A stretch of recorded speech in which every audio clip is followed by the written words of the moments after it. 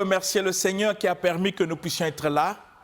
Vous savez que le mardi passé, nous avons développé, continué sur la voie de la repentance, parce que la repentance, c'est le sujet central même de l'Évangile. Et nous avons lu le livre de Actes des Apôtres, bien-aimés, pour comprendre ce qui est la repentance, ce que le Seigneur a prêché sur la repentance, et ce que les apôtres ont prêché sur la repentance pour amener les gens à la conversion. Tu ne peux pas dire aux gens que tu es converti si tu n'es pas passé par la repentance. Ça sera quel genre de conversion? Bien-aimés, à l'école, on sait comment on fait des tableaux arithmétiques pour faire la conversion du décagramme en litres. Ainsi de suite, les chiffres changent. Parce que la conversion amène un changement radical dans la vie. Et la conversion ne peut que se produire si nous passons par la repentance. Et j'aimerais que nous puissions comprendre ce sujet. Nous allons démarrer par là, en lisant le passage que nous avons lu le mardi passé de Actes des Apôtres, chapitre 3, verset 19, pour que nous puissions rentrer à l'enseignement d'aujourd'hui. Et nous allons vous montrer autre chose que vous devez comprendre. Ce que le Seigneur lui-même a prescrit pour que ça soit enseigné. On va nous lire le livre de Actes des Apôtres, chapitre 3, verset 19. Actes, chapitre 3, verset 19, dans la version Louis II révisée, je lis au nom du Seigneur Jésus-Christ. Amen. Repentez-vous donc et convertissez-vous, pour que vos péchés soient effacés. Amen. Amen. Voilà ce que nous avons lu, bien-aimés, le mardi passé. Parce qu'on est dans un sujet important. Aujourd'hui, nous pleurons. Nos églises, l'église est faible. Mais comment l'église ne peut pas être faible si l'église n'est pas composée des repentis? Comment? Je l'ai dit, quelles sont les personnes qui composent nos églises? Comment sont-ils devenus chrétiens? Parce que nous avons créé un certain nombre de doctrines à notre manière, pensant que c'est la manière dont Dieu nous a recommandé. Nous n'avons jamais vu dans la parole de Dieu les apôtres faire ces telles choses. Je peux être pasteur, je fais l'évangélisation, bien-aimé. Vous m'excuserez, mais il faut dire la vérité de l'évangile. Et après, je demande aux gens lesquels qui veulent recevoir le Seigneur Jésus. Mais c'est déjà l'erreur parce que Jésus n'est pas un colis qu'on doit donner aux gens. Il est le chemin. Nous devons montrer aux gens le chemin pour que chacun, individuellement, s'engage. Parce que nous ne maîtrisons pas les cœurs des personnes auxquelles nous pouvons faire des récitations pour qu'ils répètent. C'est déjà l'erreur. Parce que la personne deviendra chrétien. Parce que moi ou toi, pasteur, tu lui as dit qu'il est chrétien. C'est pas normal. Jamais l'apôtre Pierre l'a fait le jour de la Pentecôte. Les gens avaient le cœur vivement touché. Je dis bien vivement touché. Mais Pierre n'a jamais demandé aux gens, répétez après moi. Il leur a montré le chemin. Jésus est le chemin de la repentance. Il dit repentez-vous. Il laisse la responsabilité à chaque individu de décider du fond de son cœur s'il est prêt à accepter ce que le Seigneur lui recommande dans la parole. Si son cœur est disposé et disponible à faire exactement, s'il est prêt à renoncer à la vie du péché, c'est l'engagement individuel. La repentance, c'est un engagement individuel du fond du cœur, bien-aimé. Ce n'est pas un problème de récitation. Parfois, nous avons rempli nos églises des personnes auxquelles nous avons récité des choses et on leur a rassuré qu'ils sont chrétiens, mais au fond de leur cœur, qui sont-elles, ces âmes? Qui sont-elles, ces âmes? Jésus n'a jamais fait des récitations devant les gens. Il pousse les gens à la repentance pour que chacun prenne conscience. Est-ce que tu es prêt? Les pharisiens n'ont pas pu se repentir, c'est leur droit. Quand Jean-Baptiste a prêché, les pharisiens ont écouté l'évangile. Ils ont refusé de se repentir. C'est leur droit. Parce que l'engagement de la repentance est individuel. On ne pousse pas quelqu'un à repentir, on lui montre la nécessité de se repentir. Pour que lui, à son tour, qu'il prenne une décision s'il est convaincu.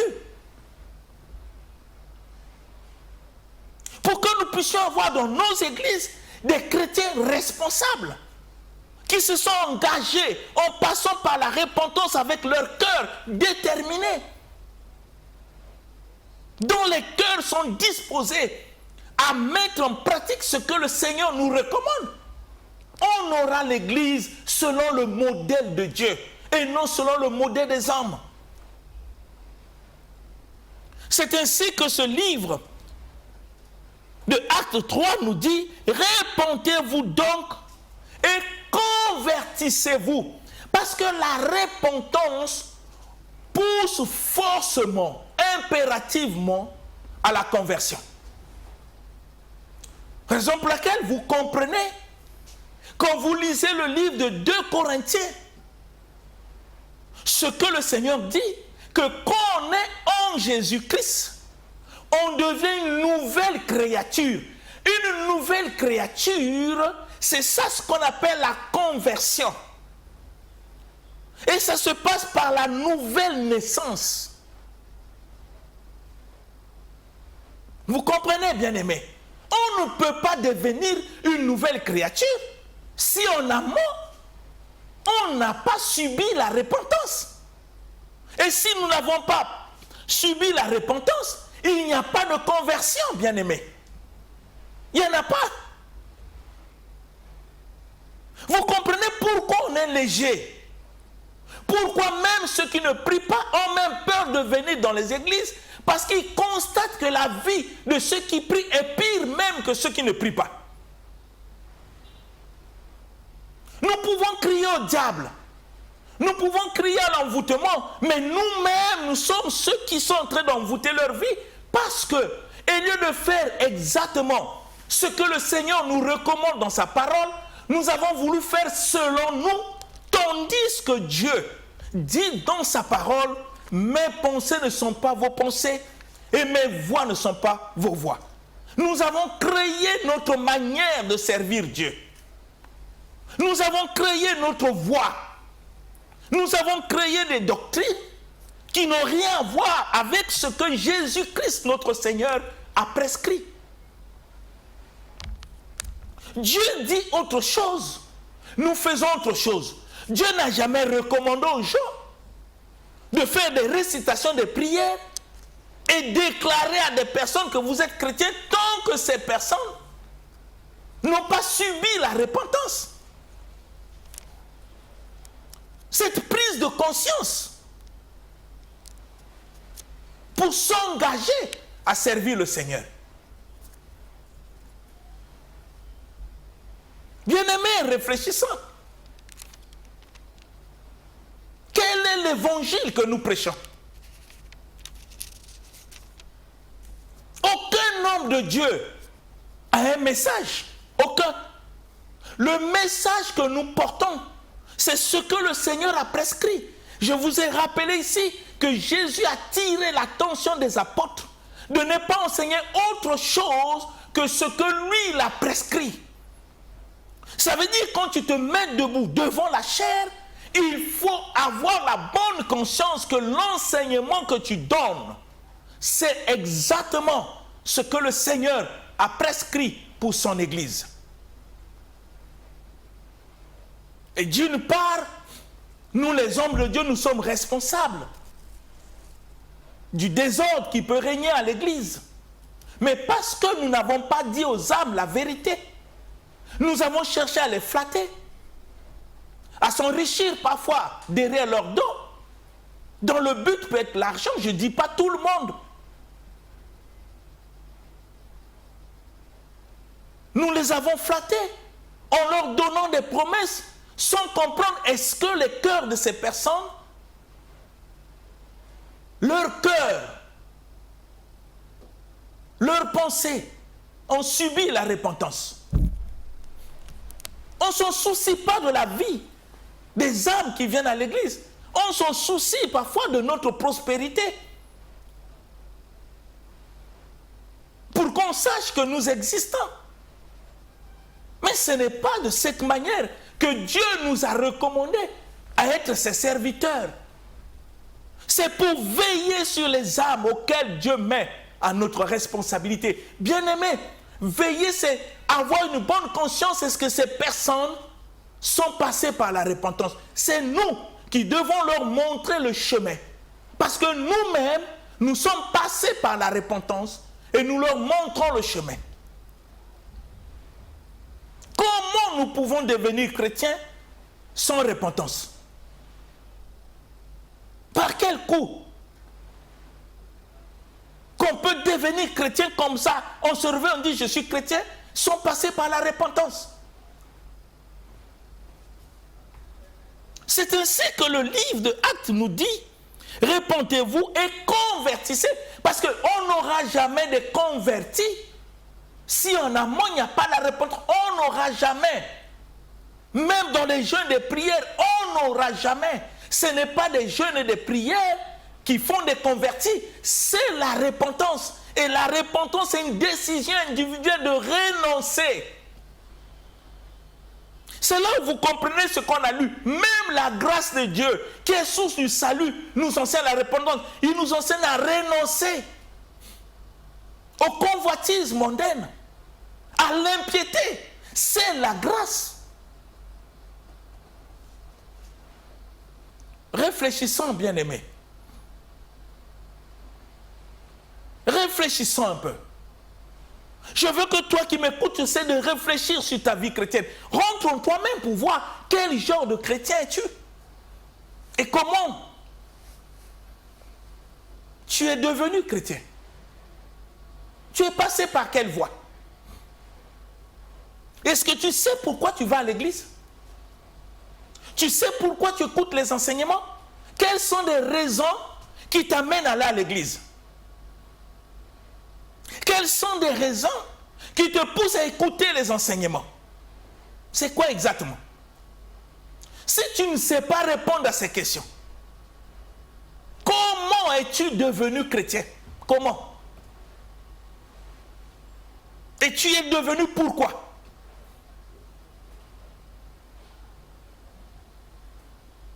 C'est une responsabilité, bien-aimés. J'aimerais que nous puissions comprendre pour ne pas prendre la vie chrétienne à la légère. Parce que Jésus-Christ, notre Sauveur, a payé de sa vie sur la croix. Prendre la vie chrétienne à la légère, bien-aimé, c'est injurier l'œuvre que le Seigneur a accomplie sur la croix en payant sa vie. Réfléchis. Le peu de gloire que tu peux t'amuser sans passer par la repentance, ça ne sert à rien. Rappelez-vous de ce que le Seigneur Jésus-Christ lui-même a dit. Tu peux avoir tout ce que tu veux, être fier, mais si au dernier jour, tu perds ton âme. J'aimerais que nous lisons ce passage que nous avons déjà lu aussi. Dans le livre de l'Apocalypse. Nous lisons l'Apocalypse, chapitre 2.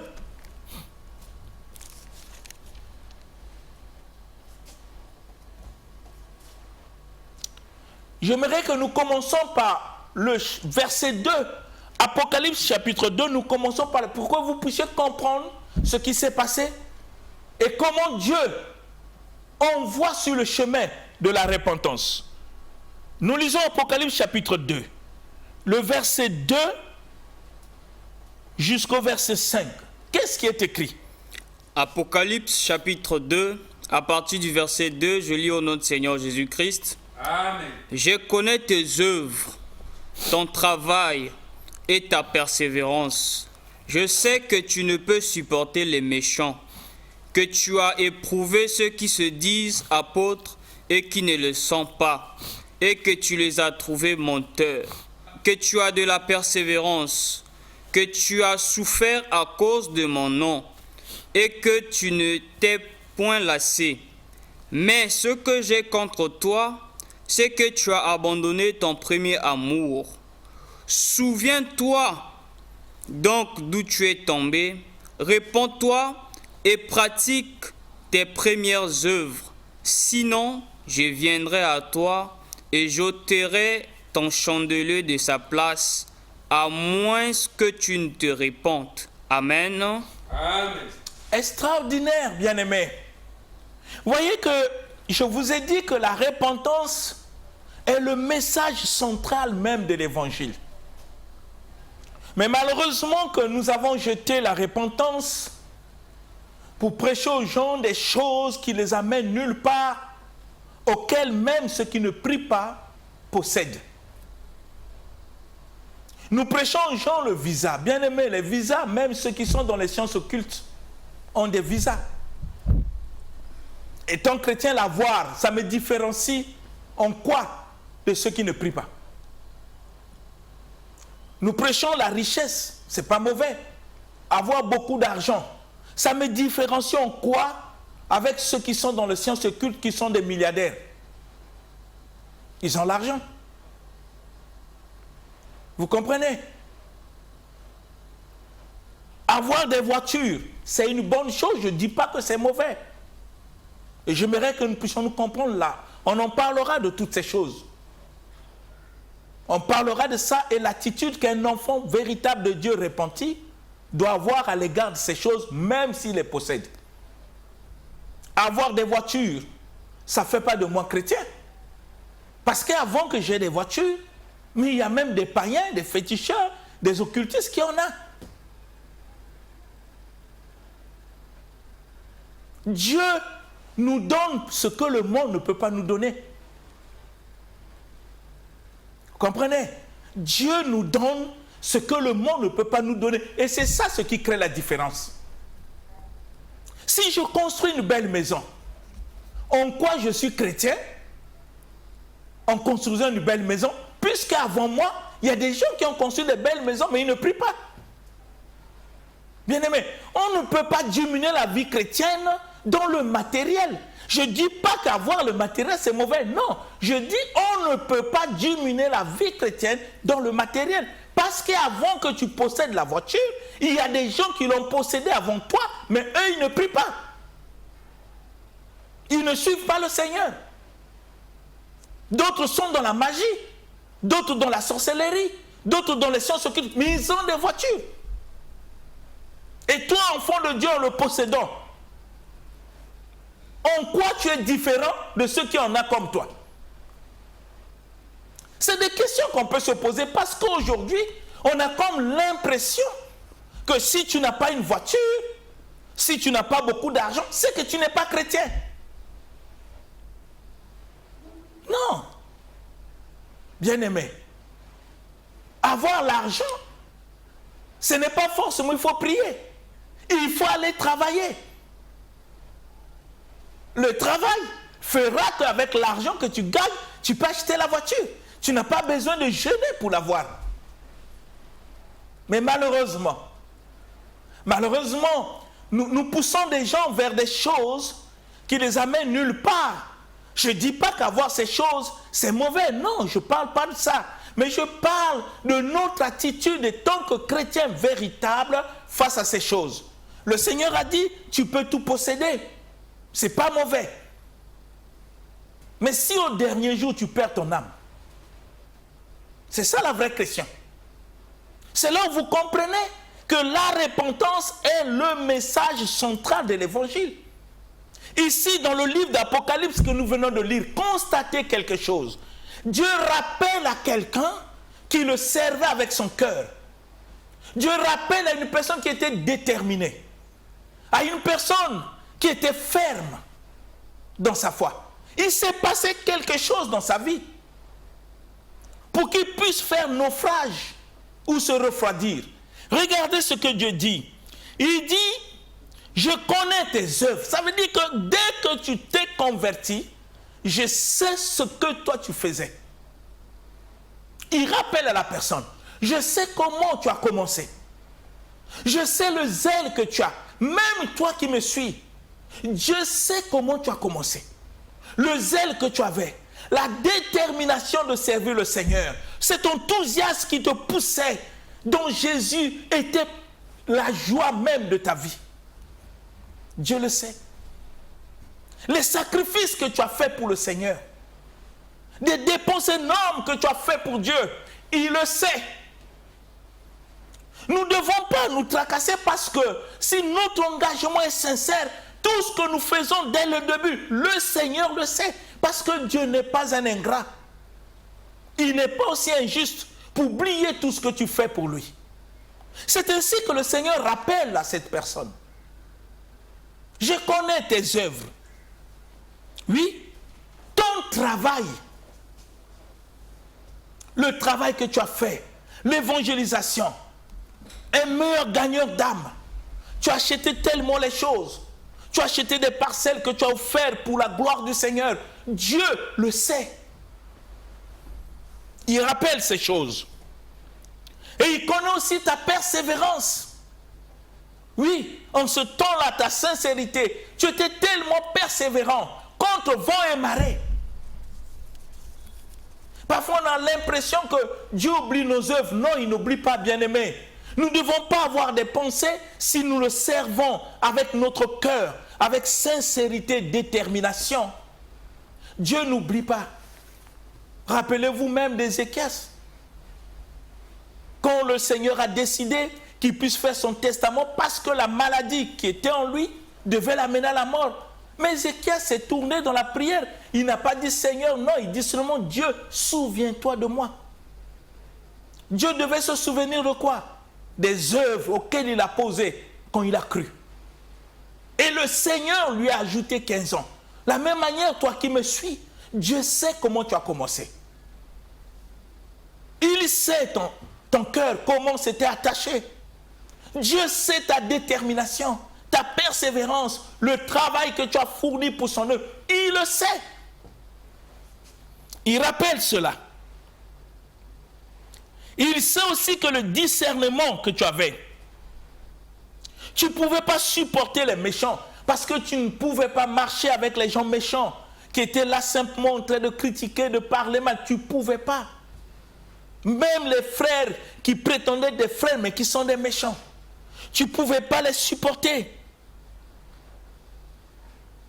Tu les as éprouvés. Et tu as éprouvé ceux qui se disent apôtres qui ne le sont pas. Tu avais plein de discernement. Voilà comment Dieu rappelle dans le livre d'Apocalypse. Il le sait. Et tu as trouvé toutes ces personnes des menteurs.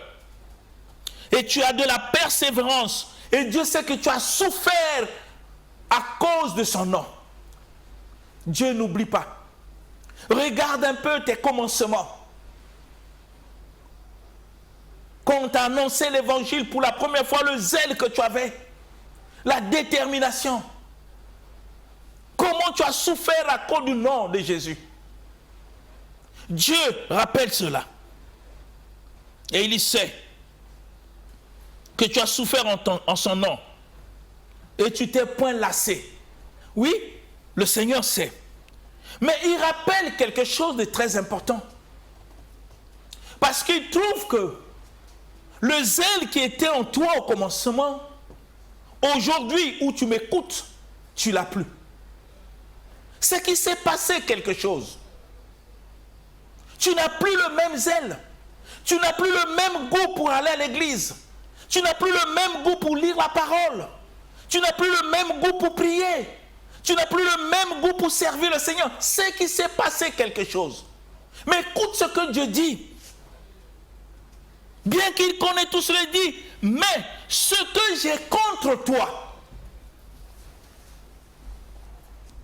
c'est le Seigneur qui parle. Il dit ce que j'ai contre. Tu peux faire des théories comme tu veux, mais Dieu dit ce que j'ai contre toi, c'est que tu as abandonné ton premier amour.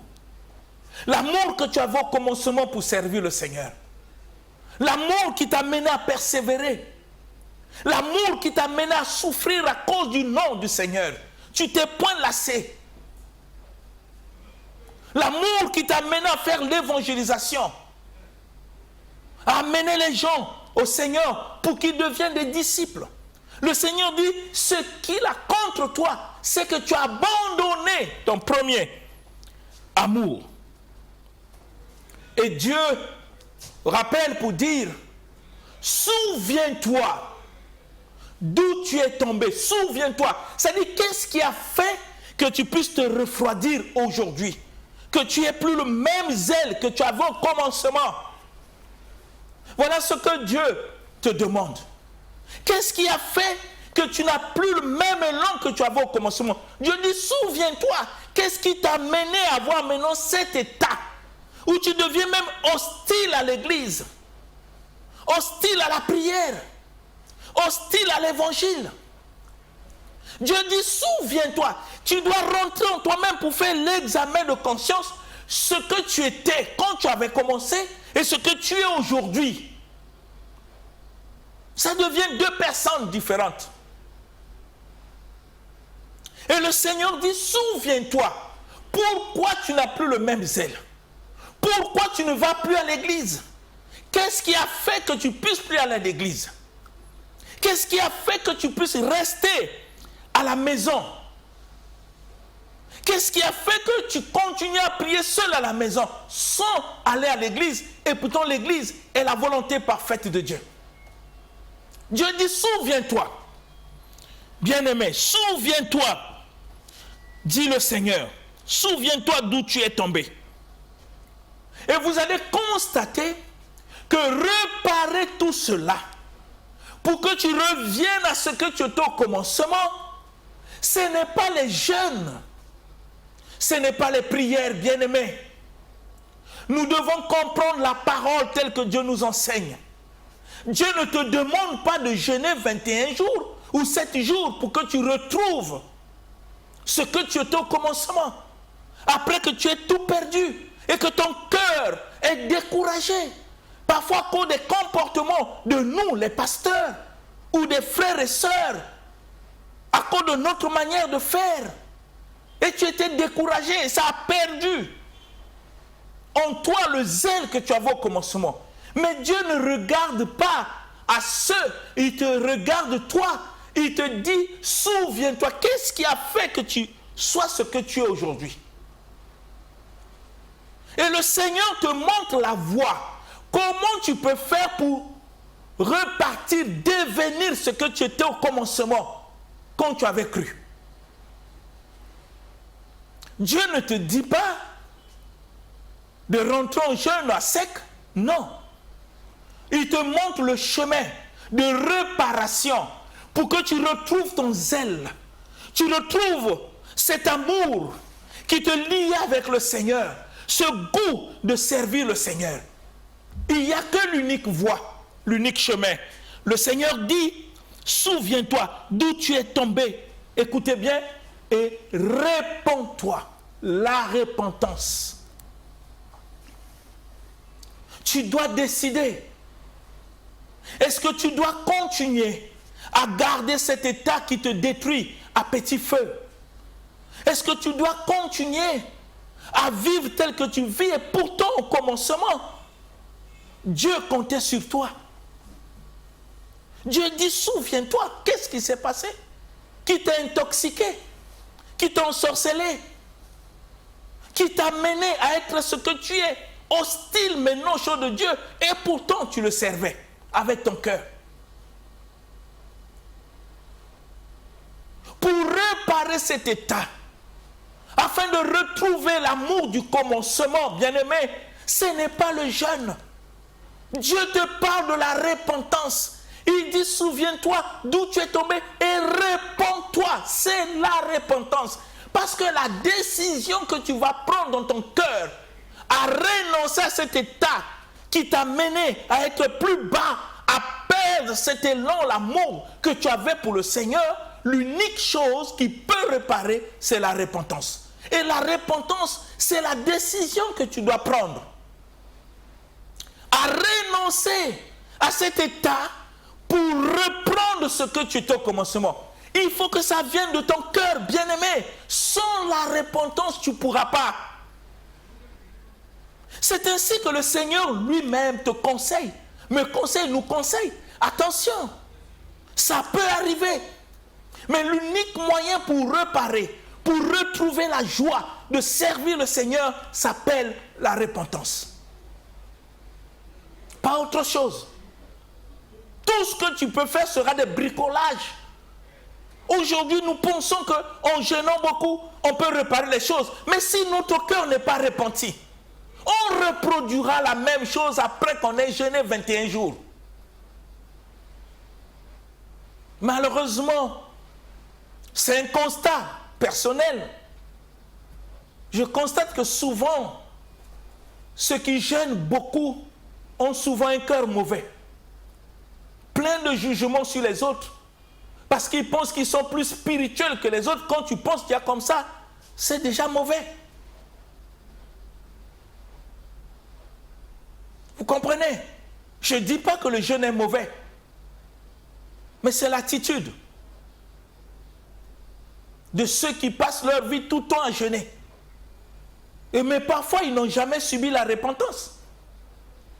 Parfois, ils ne sont jamais passés par la repentance. Parce que, bien aimé, une personne qui passe par la repentance devient humble. L'humilité est devenue sa vie. Quand l'apôtre Paul est passé par la repentance, il est humble, il dit, injuriez, nous bénissons.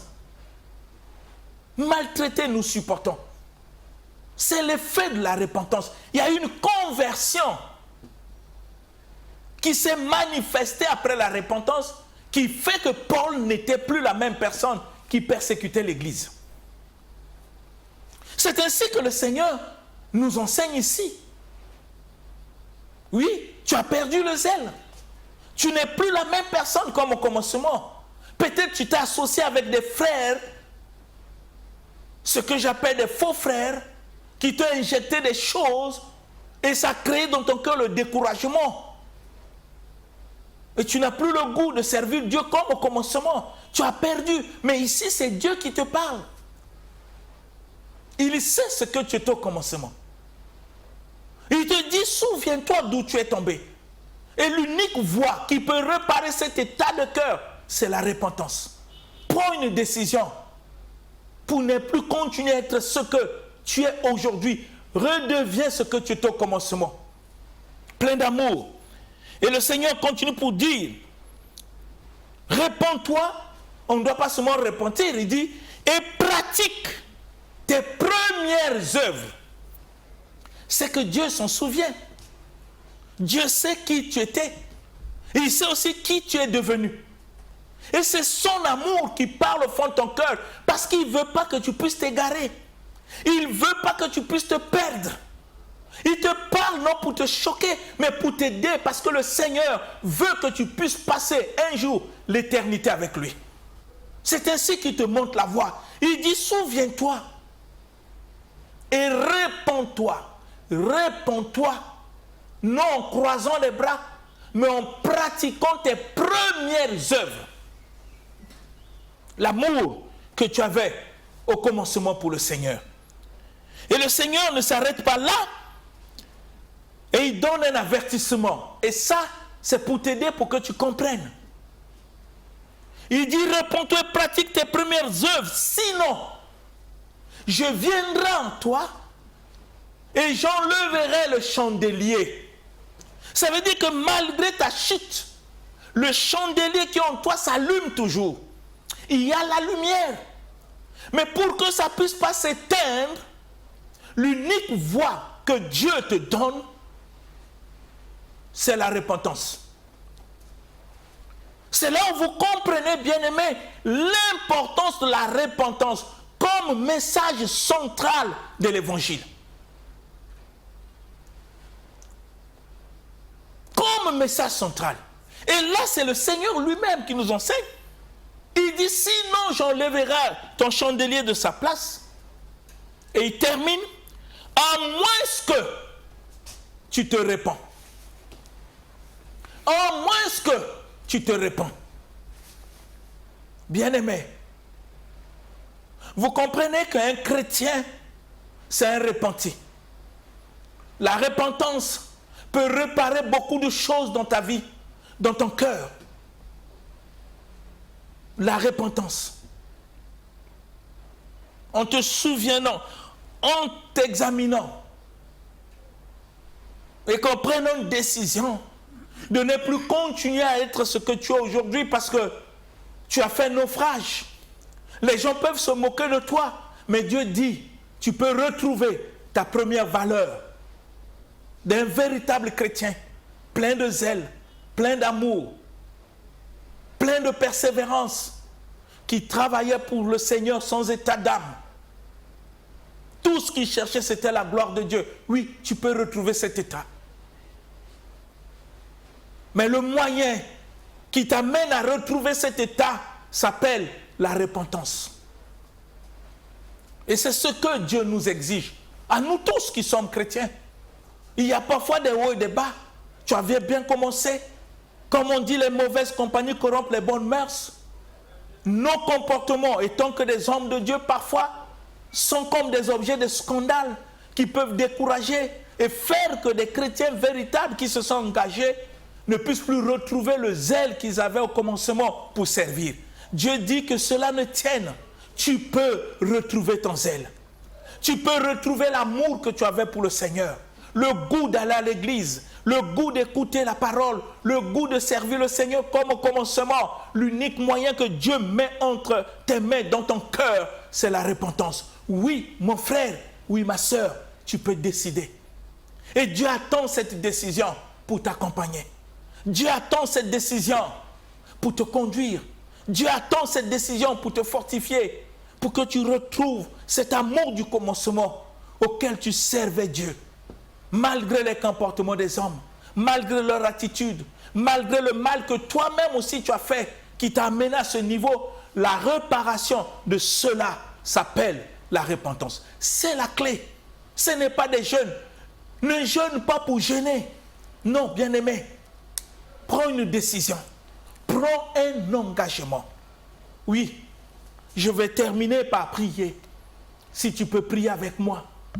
Seigneur, je veux te confier tes enfants, afin que la repentance soit dans leur cœur, qu'ils reviennent au commencement, tel qu'ils avaient commencé, qu'ils comprennent que la repentance est l'unique clé qui nous amène à retrouver le zèle et l'amour du commencement pour te servir.